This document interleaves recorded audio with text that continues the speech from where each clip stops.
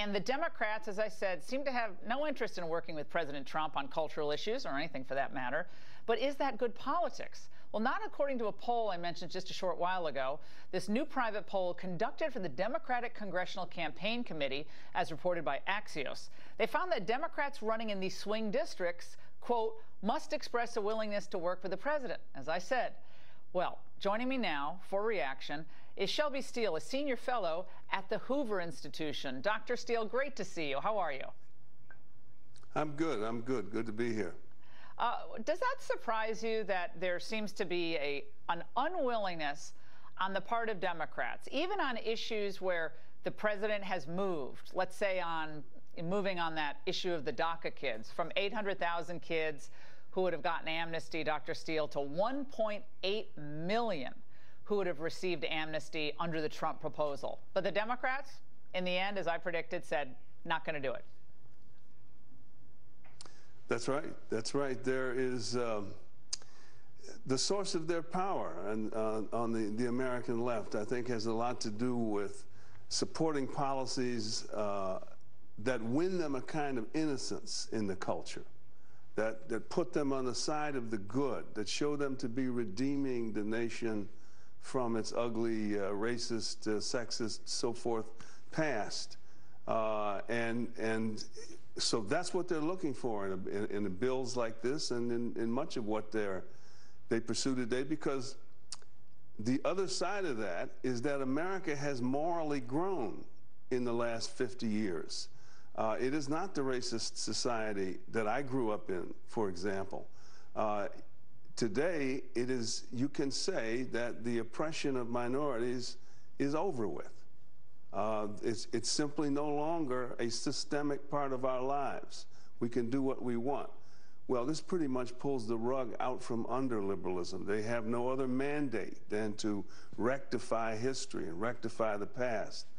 And so they are a bit exhausted at this point. They don't know what to do next. Well, this Stephon Clark funeral that I mentioned just a few minutes ago, Al Sharpton flies in. He gets up and he speaks at the funeral. People are very impassioned. He says, I flew here 3,000 miles only for this family and to keep this going. And we have a soundbite. Let's watch. White House Press Secretary Sarah Huckabee Sanders to say this is a local issue is a main reason that many of us said no matter what, we'll be here. This is not a local issue. It's a national problem. It's a national problem. Now, we'll see what the facts of this case ultimately show, but whether it was Trayvon Martin or Michael Brown or Freddie Gray, each horrible incident ended up becoming a racial flashpoint, regardless of what the ultimate facts determined, Dr. Steele. Well, the flashpoint, if we're going to have a flashpoint, should be Mr. Sharpton should fly to Chicago, where in 2016, 762 young black, largely boys, shot by other black boys, committed that many murders in 1 year. Where was Reverend Sharpton then? Again, liberalism goes after, excuse me, examples of victimization. What's amazing about Mr. Sharpton, he has a passion for black victimization. He loves it. He celebrates it.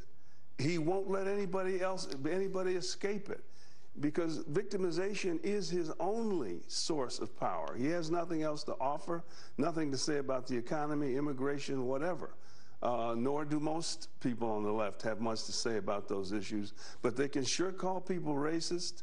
They can sure take positions that give them this sort of aura of innocence from the American. But I'm not a racist. I'm an innocent, good-hearted American. We're going to go and we're going to have diversity and inclusion and so forth, while they actually ignore the real problems. If you got 762 boys being shot on the south side of Chicago in 1 year, that suggests a profound, almost unheard of level of human pathology, particularly in the Western world.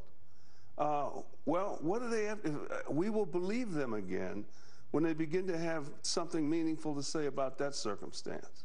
And Dr. Steele, we've talked about this before on radio, and you're so insightful on what's happened to the actual debate. I mean, I saw this going all the way back to college, where there's an attempt to shut down debate. If someone actually raises a point about, you know, what happens when our fighting forces are become social experimentation places, then you're anti-trans or you're anti-this or anti-that. Instead of having a conversation, okay, what works best for the military or what works best for our borders? You're anti-immigrant. So the left does not want a discussion. They want to impose their will on others, right. And if you do not bow down to them, they want to try to demonize you or, you know, isolate the Saul Alinsky tactics Yes. that are so patently obvious at this point.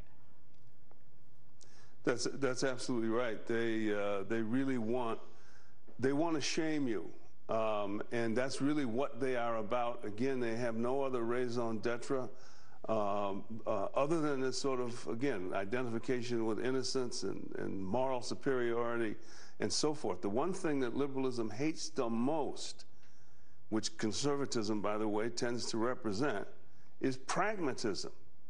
How do we, in the nuts and bolts of it, how do we fix the problem? Like the family breakdown we see across the Black America today. What do we do there pragmatically down on the ground that can actually move us into the modern world? Now that we, as blacks, we enjoy this level of freedom. What's going to take us help us meet that challenge?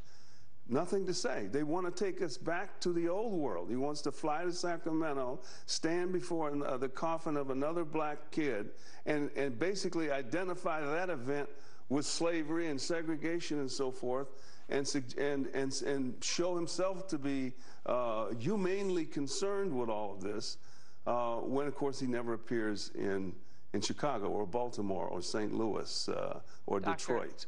Doctor, any of those cities. No, it's a heartbreaker, but it is utterly predictable, and to a lot of people, it's utterly depressing. But your insights are amazing. I'm going to do a whole hour with you. Thank you so much for coming on tonight. We really, really appreciate it. And by the way, also